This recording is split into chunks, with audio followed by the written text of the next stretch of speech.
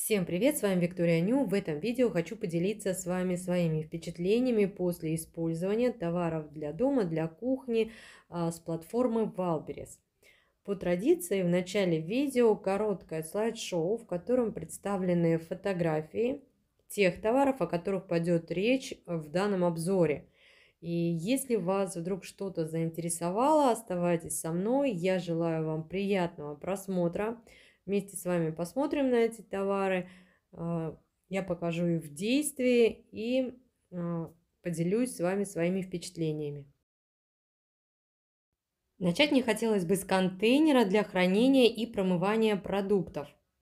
Это довольно практичный контейнер с крышкой, с дуршлагом и со съемной перегородкой. Также на самой крышке есть регулируемый клапан вентиляции. С помощью него можно заметно увеличить срок годности продуктов в холодильнике. Контейнер-друшлаг выполнен из пищевого пластика, и примечательно то, что сама чаша и крышка абсолютно прозрачны. С виду кажется, что это стекло. Друшлаг имеет специальные пазы для перегородки. Сама перегородка, она раскладывается, и ее можно установить как вертикально, так и горизонтально в друшлаге. Объем нижней чаши 4 литра 700 миллилитров, то есть почти 5 литров. Это довольно такой вот внушительный большой контейнер. Сама крышка, она плотно закрывается, но она не герметична, то есть жидкость будет проливаться. Следующий товар – это кухонные щипцы. Данные щипцы-лопатка из нейлона и нержавеющей стали. На ручках есть такие силиконовые вставки, которые не нагреваются особо, и таким образом они защищают вас от ожогов. Поначалу мне показалось, что это просто идеальные щипцы. Удобно держать в руке, можно мыть в посудомоечной машине, удобно хранить в сложенном виде. Но после нескольких применений щипцы показали себя не с очень хорошей стороны. Продавцом заявлено, что щипцы жаропрочные и выдерживают температуру до 220 градусов. Но вот вы сами можете видеть, что они просто-напросто поплавились. При этом ничего такого особенного, да, котлеты, мясо жарили, и вот такой вот результат. В общем, данные щипцы не могу рекомендовать к покупке. Дальше хочу показать вам креативный столовый набор, который состоит из ножа и вилки.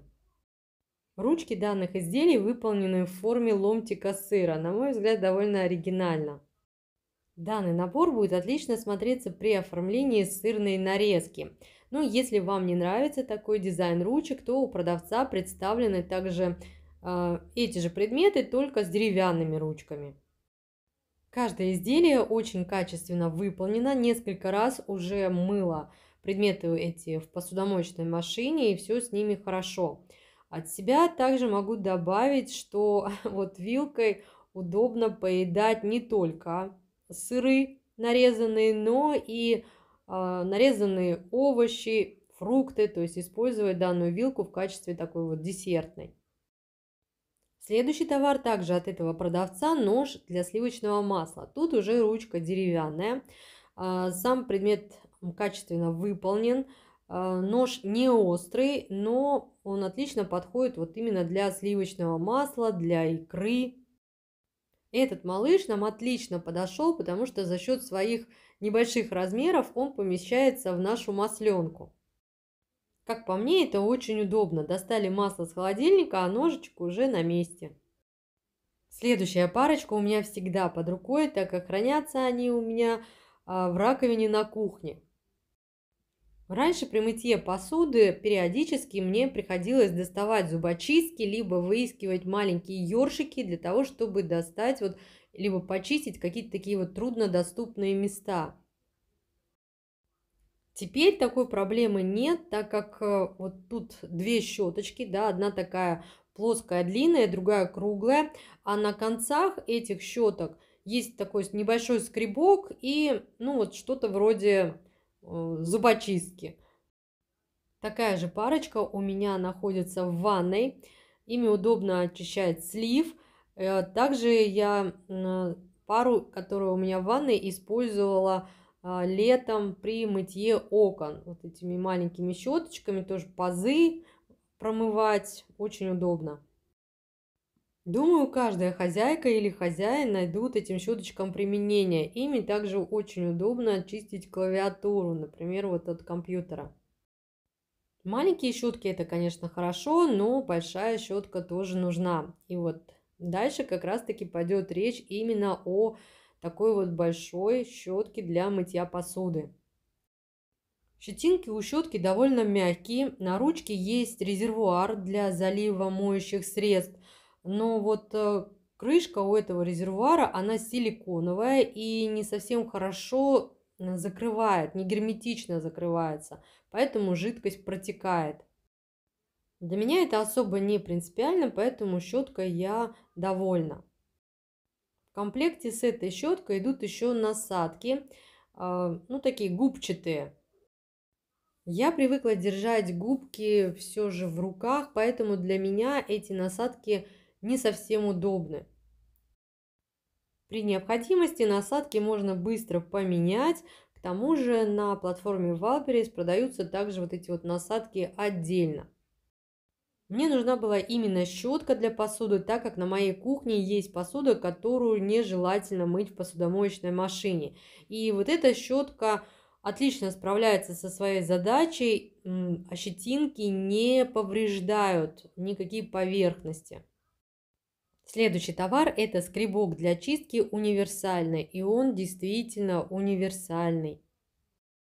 Скорее всего, у многих он уже есть. Если нет, то закажите по возможности, потому что использовать вы его будете просто по всему дому. Данный скребок подходит для очищения стеклокерамических плит, кафельной плитки, стекол, духовых шкафов, варочных поверхностей. Также при помощи этого скребка можно удалять этикетки, наклейки, остатки скотча, герметика. Краску можно отскоблить, да, вот если где-то там нужно. В общем, думаю, каждый найдет применение данному скребку. При этом не забудьте прикупить еще и сменные стержни, потому что они, в принципе, быстро выходят из строя и про запас держать, ну, желательно. Из минусов это вот то, что вот эти стержни очень быстро ржавеют, поэтому я и заказала сразу набором 10 штук. Дальше речь пойдет о наборе, который состоит из 8 баночек для специй. Баночки пластиковые объемом 150 мл с закручивающимися крышками. В подарок продавец отправляет 28 наклеек для этих самых баночек. Но на самом деле, конечно, эти баночки можно использовать не обязательно только для специй. Удобно то, что баночки прозрачные, содержимое хорошо видно, но для меня еще удобно то, что у баночек широкое горлышко. То есть вы достали специи и можете подхватить их как щепотку, так и чайной ложкой. Баночки лаконичные, хранить их можно друг на друге. И вот еще один плюс широкого горлышка, то что в баночке легко засыпать специи. Ну вот вы, например, купили какой-то пакетик со специями, и вот вам не нужно там вот прям высыпать в какое-то такое узкое горлышко, да, стараться или там брать воронку, а вот за счет широкого горлышка удобно засыпать специи. Специй у нас много, баночек для специй, соответственно, тоже много. Есть и стеклянные, большие, маленькие. Но вот эти баночки, они вот для меня лично сейчас самые удобные. И объем для, ну, вот такой вот подходящий, и они не тяжелые, в отличие от стеклянных. В общем, все меня в них устраивает. Отдельно заказала уже вот эти вот наклейки. Какие-то наклейки с надписями, какие-то наклейки есть вот просто без надписей, и можно самой туда вот написать. На мой взгляд, это очень удобно для организации, неважно, не обязательно специй. В наборе также идет белый маркер, он водостойкий, и сами вот эти вот наклейки, они тоже влагоустойчивые. Если вдруг так получилось, что вы написали что-то, но вам не понравилось, надпись можно удалить при помощи обезжиривателя. Дальше речь пойдет о емкости для масла объемом 550 мл с кисточкой. Данная емкость у меня в использовании уже полгода.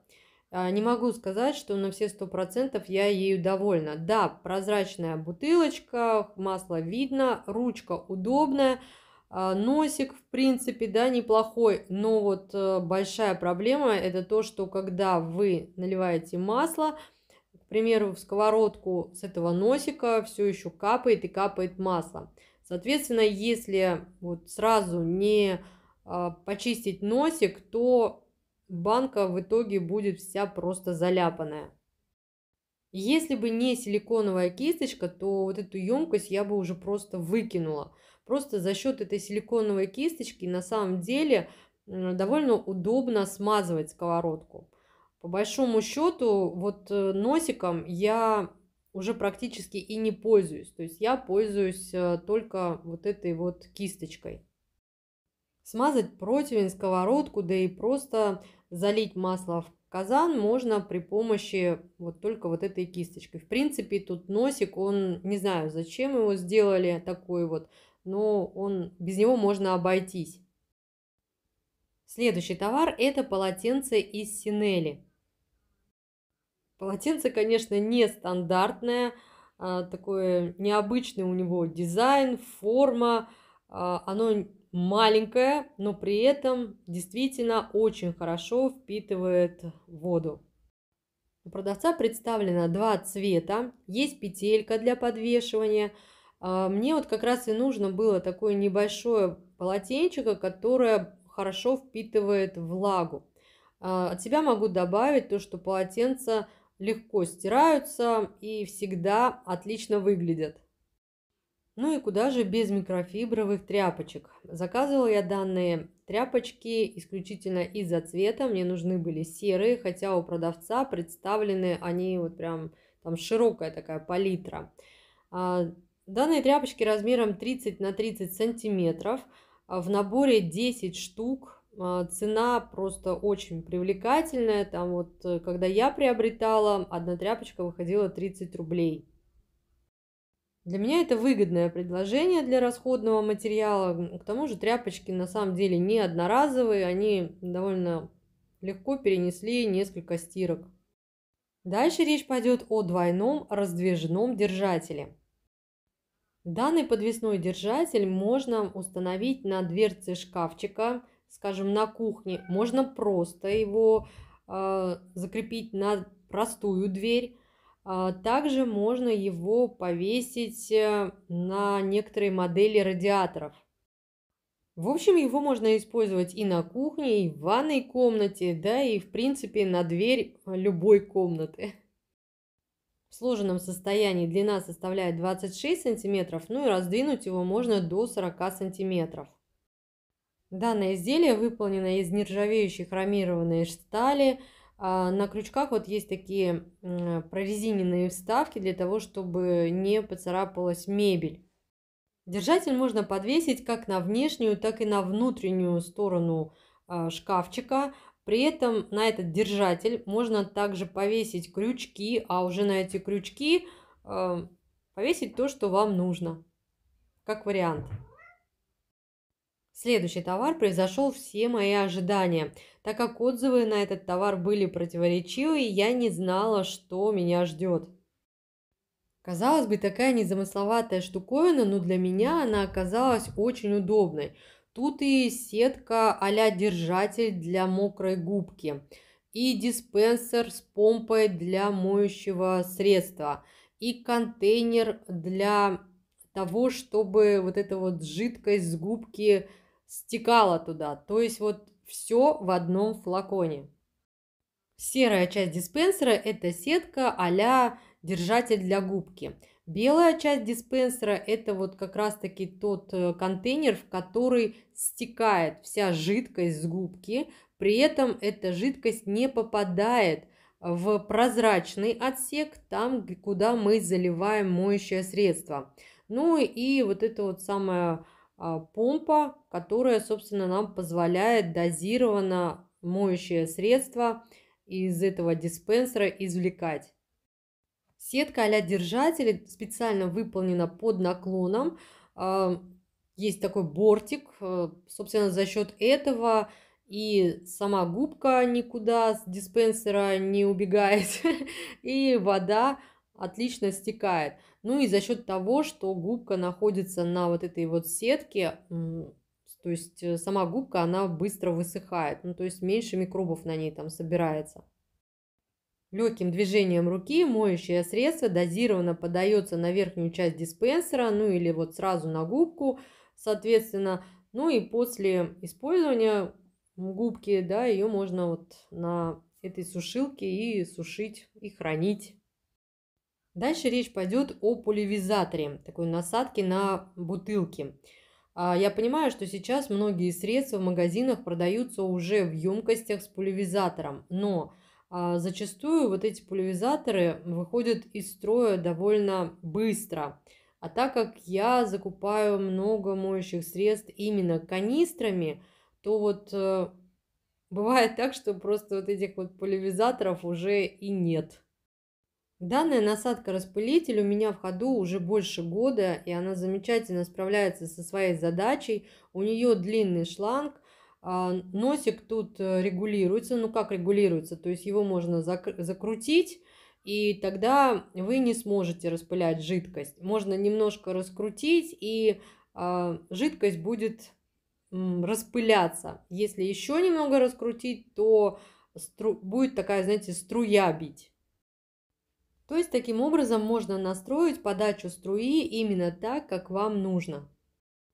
В принципе, данную насадку можно установить на любую пластиковую бутылку. Главное, чтобы диаметр горлышка у этой бутылки был не больше 2,5 сантиметров. Ну а длина шланга примерно где-то 25 сантиметров.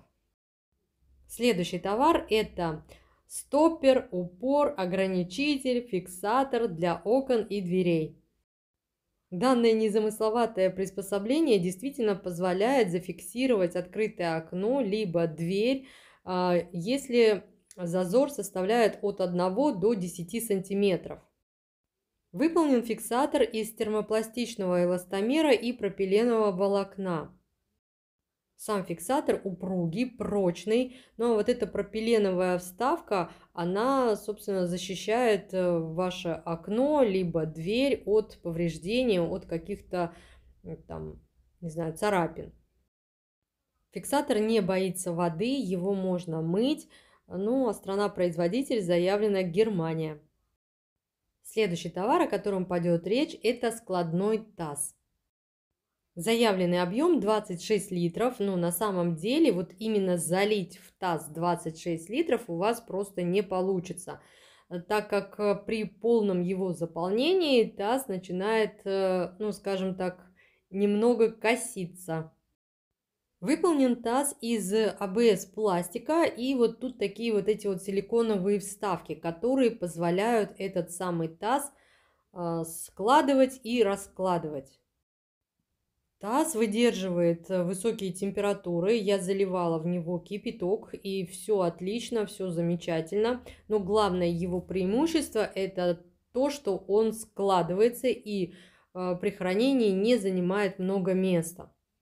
Если честно, сейчас из обихода я убрала все, и большие, и маленькие тазики. Оставила только этот. И этот тазик заменяет мне и маленькие, и большие, и средние, и какие хочешь. Потому что его можно и полностью разложить, и разложить какую-то, ну вот только, например, нижнюю часть. В общем, отличный тазик, надеюсь, долго прослужит. А вот следующий товар – трехъярусная этажерка, универсальная на колесиках, меня совсем не порадовала.